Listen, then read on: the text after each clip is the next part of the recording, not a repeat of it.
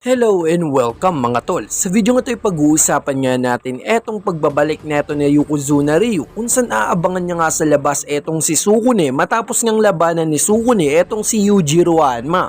Pero bago natin simulan yan ay pakapindot muna etong like at subscribe button para na rin sa pag-unlad dito sa ating munting channel dahil malapit na nga natin maabot etong 100k subscriber mga tol.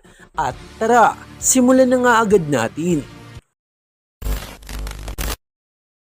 So bago nga natin simulan ay onting recap muna tayo dito sa episode 11 kung saan dito nga naganap etong laban ni Yujiro at neto ni Sukune. At tulad ng ating nasaksiyan ay natalo nga dito etong si Sukune gamit lang ang isang suntok neto ni Yujiro. Pero kahit nga ganun ang nangyari ay hindi nga bumagsak dun etong si Sukune. Kumbaga wala nga siyang malay ngunit nakatayo nga siya dun. At matapos nga ang pangyayaring yun etong laban ni Yujiro at neto ni Sukune, etong si Sukune nga mga tol ay nasa kalagitnaan nga ng daan kung saan umuulan nga dito. At sa kanyang pag-iisip nga ay ang iniisip niya pa rin ay etong si Yujiro kung saan napasabi nga siya rito na ang mundo nga daw ay isang napakalawak na lugar kung saan sapat nga daw ang laki nito upang tahanan ng isang demonyong tulad niya. So yung tinutukoy niya nga dito etong si Yujiro. At habang iniisip niya nga rito na ganong klaseng halimaw nga daw etong si Yujiro ay napatawa na nga lang siya rito. At napasabi pa nga dito etong si Sukune na at isipin mo, ganun din ang sinasabi nila tungkol sa akin. At sa kalagitnaan nga ng kanyang paglalakad ay minakita nga siya ritong taong nakatayo. At ang lalaking nakita niya nga rito ay nakatayo lang sa kalagitnaan ng ulan kung saan nababasa na nga ito at parang may inaabangan. At nang makalapit nga dito etong si Sukune ay agad nga siyang nilingon neto. At dito nga agad ding nakilala neto ni Sukune kung sino nga ito. At napasabi nga etong si Sukune, di ka masyado natutulungan ng pagdidisguise mo, hindi ba? Dahil masyado kang kapansin-pansin sa unang tingin pa lang, Yokozuna. At dito na nga nagubad ng salamin at sombrero at ito pala'y walang iba kundi etong si Ryu mga tol.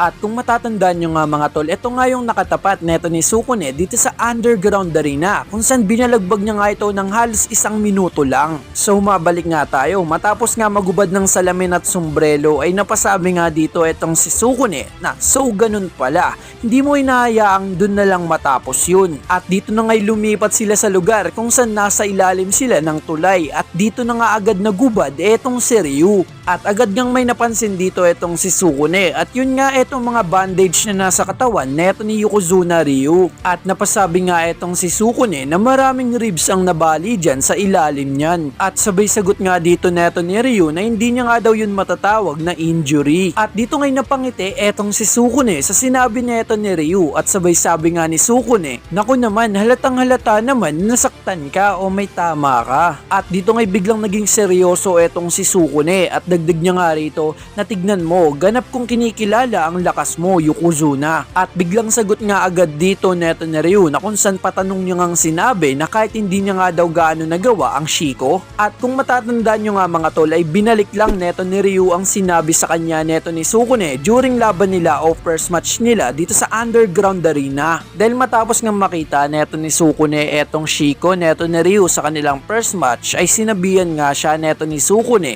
na hindi nga daw sapat etong ginagawa niyang Shiko. So mabalik na nga tayo dito sa dalawa kung saan sinabi na nga dito neto ni Sukune o ang sagot niya nga rito na talaga bang galit ka dahil sinabi ko yun. At dito ngay biglang nawala etong si Ryu mga tol at dito'y biglang may tumama ng isang napakalakas na suntok sa mukha neto ni Sukune. Ngunit nakatayo pa rin etong si Sukune at dito'y sinundan pa nga neto ni Ryu ng isang napakalakas na suntok. At dahil nga doon ay napayuko nga dito etong si Sukune at dito'y sinundan pa nga neto ni Ryu ng isang sipa sa binte neto ni Sukune na kung saan napaluod nga siya rito. At nang aakmang susundan pa nga ito neto ni Ryu ay dito nga etong si Sukune ay umilag mga tol kung saan humiga nga ito. At sabay tayo nga siya rito mga tol na kinagulat naman neto ni Ryu. At sabay sabi nga dito neto ni Sukune na yan ang Yokozuna, hindi basta-basta natitinag na para bang walang epekto sa'yo ang mga bali mo sa boto. At dito nga mga tol ay paatake na nga etong si Ryu. Samantalang etong si Sukune ay inangat nga ang kanyang paa at maya maya pa'y biglang tumama sa dibdib ni Ryu ang isang napakalakas na sipa neto ni Sukune. At dahil nga sa sipa na yon ay napaduwal na nga lang etong si Ryu ng dugo. At dito nga mga tol ay basag na naman etong kanyang mga ribs. Samantalang etong si Sukune ay napasabi nga habang papaalis na ang dami ko talagang tinatamaan ngayon. At dito nga iniwan niyang nakaluhod etong si Ryu sa ilalim ng tulay. So dun nga nagtatapos etong rematch ni Ryu at neto ni Sukune. At sana naman nag-enjoy kayo sa video natin na ito. Kaya naman pakipindot na ang like at subscribe button mga tol. At syempre abangan nyo nga etong susunod na laban. At ito nga yung laban ni Kihaya at neto ni Doppo Orochi. At sana nga'y magustuhan nyo yan. At syempre bago tayo magtapos ay shoutout muna sa kanila. Maraming salamat sa panonood at pagsuporta dito sa ating munting channel mga tol. Sobrang na-appreciate ko kayo at malapit na nga natin maabot etong 100k subscriber at dahil sa inyo yan, maraming salamat sa inyo mga tol. At hanggang dito na nga lang ako. Maraming salamat sa panonood. Peace out.